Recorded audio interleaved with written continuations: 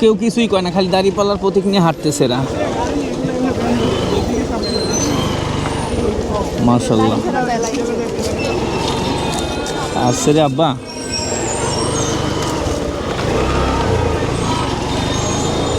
যাই হোক, এতদিন দেখছি যে ছেলেরা, ইয়াং ছেলে পেলেরা মিছিল মিটিং বা স্লোগান দেয়। আজকে দেখতেছি যে মহিলা মানুষ দাঁড়িপাল্লার স্লোগান নিয়ে ব্যস্ত। তাহলে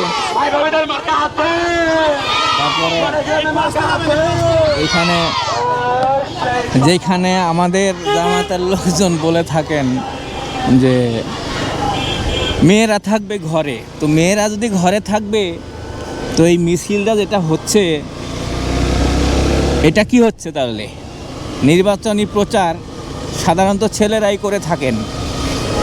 এইবারই প্রথম দেখলাম যে এতগুলো মহিলা, তাও আবার জামায়াতের।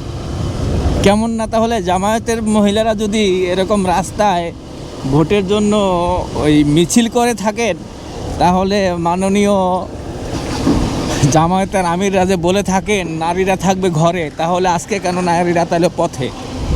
আমার খুব জানতে ইচ্ছা করছে। কেননা আজকে আমি বের হয়েছিলাম একটা ট্রাভেল ভ্লগ করার জন্য, এর মধ্যে এসে এদের দেখতে পেলাম যে জামায়াতের মহিলারা রাস্তায় দাঁড়িপাল্লা নিয়ে মিছিলে বের হয়েছে। অবশ্যই আপনারা দেখতে পেরেছেন, প্রথম থেকে আমি দেখাচ্ছিলাম ভিডিওটা। না, ভালোই লেগেছে, কিন্তু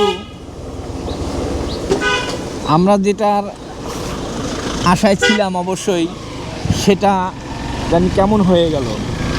যে জামায়াতের আমির সাহেবের কথার সাথে কতটুকু আমরা মিল হতে পারলাম। তো দোয়া করি যেই পাশ করুন আপনারা মিথ্যা প্রচারণা থেকে বিরত থাকবেন, কেননা মিথ্যা প্রচারণা ভালো না। গণতন্ত্র দেশ, এদেশে সবারই অধিকার আছে মিছিল মিটিং করার, কিন্তু বলে এই না যে একজন আরেকজনকে দোষারোপ করবেন।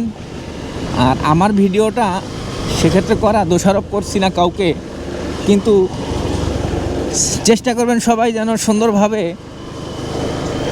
শালীনভাবে চলার এবং শালীনতা বজায় রাখার। যদিও প্রত্যেকেই মেয়েরা বোরকা পরাচ্ছিলেন, তারপরেও পারতেন এখানে ছেলেদের দিয়ে একটা মিছিল করাতে। কিন্তু বর্তমানে নাটোরের এক একটা কাজের লোকের মজুরি 700-800 টাকা, যেখানে সকাল 8টা থেকে 2টা পর্যন্ত কাজ করে। হয়তো সেরকম পরিস্থিতি ওদের হয়ে ওঠে নাই, তাই মেয়েদের দিয়েই মিছিলে অংশগ্রহণ করাইছেন। ভালোই লাগলো, ভালোই বলছি।